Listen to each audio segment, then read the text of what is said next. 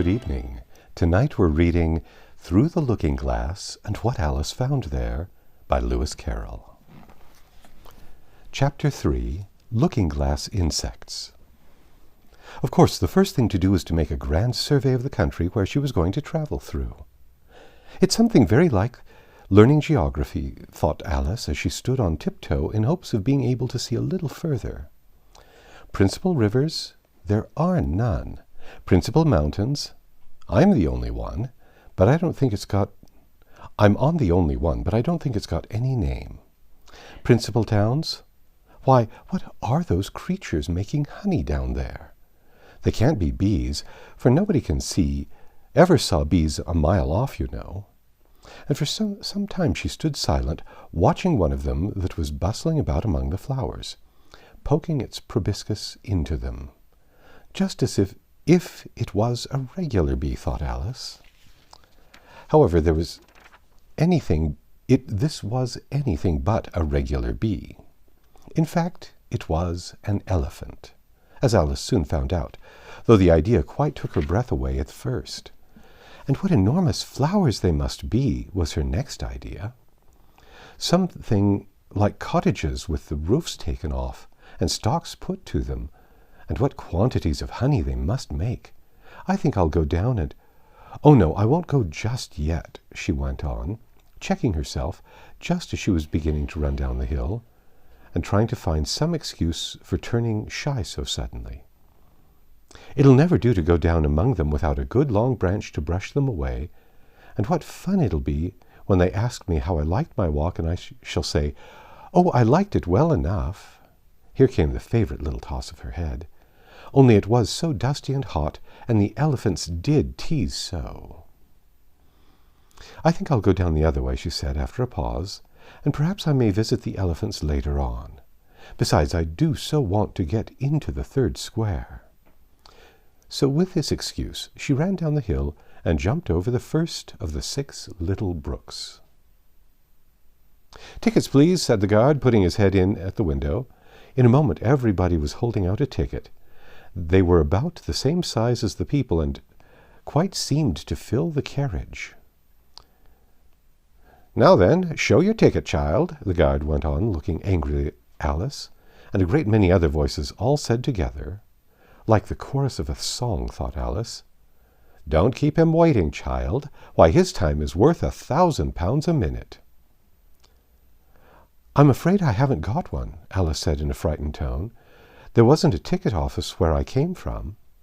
And again the chorus of voices went on, "There wasn't room for one where she came from. The land there is worth £1,000 an inch." "Don't make excuses," said the guard. "You should have bought one from the engine driver." And once more the chorus of voices went on with, "The man that drives the engine, why the smoke alone is worth £1,000 a puff." Alice thought to herself, "Then there's no use in speaking." The voices didn't join in this time, as she hadn't spoken, but to her great surprise they all thought in chorus. I hope you understand what thinking in chorus means, for I must confess I don't. "Better say nothing at all. Language is worth £1,000 a word." "I shall dream about £1,000 tonight, I know I shall," thought Alice. All this time the guard was looking at her, first through a telescope, then through a microscope, and then through an opera glass. At last he said, "You're traveling the wrong way," and shut up the window and went away. "So, young child," said the gentleman sitting opposite to her. He was dressed in white paper. "So young a child ought to know which way she's going, even if she doesn't know her own name." A goat that was sitting next to the gentleman in white shut his eyes and said in a loud voice, "She ought to know her way to the ticket office, even if she doesn't know her alphabet." There was a beetle sitting next to the goat. It was a very queer carriage, full of passengers altogether. And as the rule seemed to be that they should all speak in turn, he went on with, "She'll have to go back from here as luggage." Alice couldn't see who was sitting beyond the beetle, but a hoarse voice spoke next. "Change engines," it said, and there it choked and was obliged to leave off. "It sounds like a horse," Alice thought to herself, and an extremely small voice close to her ear said, "You might make a joke on that. Something about horse and horse, you know." Then a very gentle voice in the distance said, "She must be labelled Lass with Care, you know." And after that other voices went on. What a number of people there are in the carriage, thought Alice, saying, "She must go by post if she's got a head on her." "She must be sent as a message by telegraph." "She must draw the train herself the rest of the way," and so on. But the gentleman dressed in white paper leaned forward and whispered in her ear, "Never mind what they all say, my dear, but take a return ticket every time the train stops." "Indeed I shan't," Alice said rather impatiently. "I don't belong to this railway journey at all. I was in a wood just now, and I wish I could get back there." "You might make a joke on that," said the little voice close to her ear. "Something like, 'You would if you could, you know.'" "Don't tease so," said Alice, looking about in vain to see where the voice came from. "If you're so anxious to have a joke made, why don't you make one yourself?" The little voice sighed deeply. It was very unhappy, evidently, and Alice would have said something pitying to comfort it. If it would only sigh like other people, she thought. But this was such a wonderfully small sigh that she wouldn't have heard it at all if it hadn't come quite close to her ear. The consequence of this was that it tickled her ear very much and quite took off her thoughts from the unhappiness of the poor little creature. "I know you are a friend," the little voice went on, "a dear friend and an old friend, and you won't hurt me, though I am an insect." "What kind of insect?" Alice inquired, a little anxiously. What she really wanted to know was whether it could sting or not, but she thought this wouldn't be quite a civil question to ask. "What, then you don't?" the little voice began, when it was drowned by a shrill scream from the engine, and everybody jumped up in alarm, Alice among the rest. The horse, who had put his head out of the window, quietly drew it in and said, "It's only a brook we have to jump over." Everybody seemed satisfied with this, though Alice felt a little nervous at the idea of trains jumping at all. "However, it'll take us into the fourth square. That's some comfort," she said to herself. In another moment she felt the carriage rise straight up into the air, and in her fright she caught at the thing nearest to her hand, which happened to be the goat's beard. But the beard seemed to melt away as she touched it, and she found herself sitting quietly under a tree, while the gnat, for that was the insect she had been talking to, was balancing itself on a twig just over her head and fanning her with its wings. It certainly was a very large gnat. About the size of a chicken, Alice thought. Still, she couldn't feel nervous with it after they had been talking together so long. "Then you don't like all insects?" the gnat went on as quietly as if nothing had happened. "I like them when they can talk," Alice said. "None of them ever talk where I come from." "What sort of insects do you rejoice in where you come from?" the gnat inquired. "I don't rejoice in insects at all," Alice explained, "because I'm rather afraid of them, at least the large kinds, but I can tell you the names of some of them." "Of course they answer to their names," the gnat remarked carelessly. "I never knew them to do it." "What's the use of their having names," the gnat said, "if they won't answer to them?" "No use to them," said Alice, "but it's useful to the people that name them, I suppose. If not, why do things have names at all?" "I can't say," the gnat replied. "Further on, in the wood down there, they've got no names. However, go on with your list of insects. You're wasting time."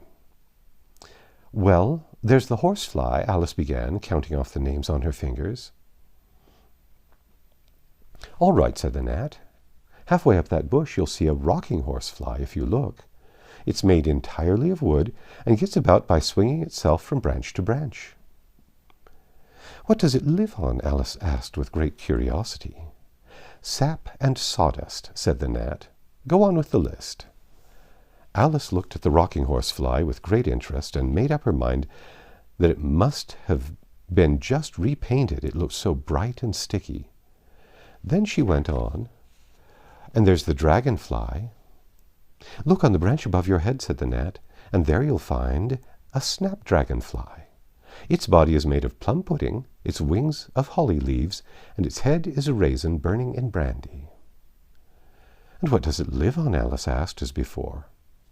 "Frumenty and mince pie," the gnat replied, "and it makes its nest in a Christmas box." "And there's the butterfly," Alice went on, after she had taken a good look at the insect with its head on fire, and had thought to herself, "I wonder if that's the reason insects are so fond of flying into candles, because they want to turn into snapdragon-flies." "Crawling at your feet," said the gnat. Alice drew her feet back in some alarm. "You may observe a bread and butter fly. Its wings are thin slices of bread and butter, its body a crust, and its head is a lump of sugar." "And what does it live on?" "Weak tea with cream in it." A new difficulty came into Alice's head. Supposing it couldn't find any, she suggested. Then it would die, of course. "But that must happen very often," Alice remarked thoughtfully. "It always happens," said the gnat. After this, Alice was silent for a minute or two, pondering. The gnat amused itself meanwhile by humming round and round her head. At last it settled again and remarked, "I suppose you don't want to lose your name?" "No, indeed," Alice said, a little anxiously. "And yet, I don't know," the gnat went on in a careless tone. "Only think how convenient it would be if you could manage to go home without it. For instance, if the governess wanted to call you to your lessons, she would call out, 'Come here,' and there she would have to leave off, because there wouldn't be any name for her to call. And of course you wouldn't have to go, you know." "That would never do, I'm sure," said Alice. "The governess would never think of excusing me lessons for that. If she couldn't remember my name, she'd call me Miss, as the servants do." "Well, if she said Miss and didn't say anything more," the gnat remarked, "of course you'd miss your lessons." "That's a joke. I wish you had made it." "Why do you wish I had made it?" Alice asked. "It's a very bad one." But the gnat only sighed deeply, while 2 large tears came rolling down its cheeks. "You shouldn't make jokes," Alice said, "if it makes you so unhappy." Then came another of those melancholy little sighs, and this time the poor gnat really seemed to have sighed itself away, for when Alice looked up, there was nothing whatever to be seen on the twig. And as she was getting quite chilly with sitting still so long, she got up and walked on. She very soon came to an open field with a wood on the other side of it. It looked much darker than the last wood, and Alice felt a little timid about going into it.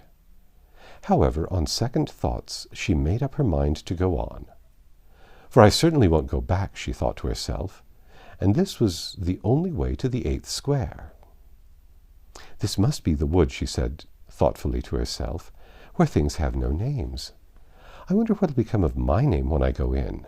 I shouldn't like to lose it at all, because they'd have to give me another, and it would be almost certain to be an ugly one. But then the fun would be trying to find the creature that had got my old name. That's just like the advertisements. You know, when people lose dogs? Answers to the name of Dash. Had a brass collar. Just fancy calling everything you met Alice till one of them answered. Only they wouldn't answer at all if they were wise." She was rambling on in this way when she reached the wood. It looked very cool and shady. "Well, at any rate, it's a great comfort," she said as she stepped under the trees, "after being so hot, to get into what?" She went on, rather surprised at not being able to think of the word. "I mean to get under this, you know," putting her hand on the trunk of the tree. "What does it call itself, I wonder? I do believe it's got no name. Why, to be sure it hasn't." She stood silent for a minute, thinking. Then she suddenly began again. "Then it really has happened after all. And now, who am I? I will remember if I can. I'm determined to do it." But being determined didn't help her much, and all she could say, after a great deal of puzzling, was, "L. I know it begins with L. Just then a fawn came wandering by. It looked at Alice with its large, gentle eyes, but didn't seem at all frightened. Here then, Alice said, as she held out her hand and tried to stroke it, but it only started back a little and then stood looking at her again. What do you call yourself? The fawn said at last. Such a soft, sweet voice it had. I wish I knew, thought poor Alice. She answered rather sadly, Nothing just now. Think again, it said. That won't do.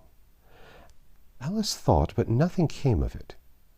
Please, would you tell me what you call yourself? She said timidly. I think that might help a little. I'll tell you if you come a little farther on, the fawn said. I can't remember here.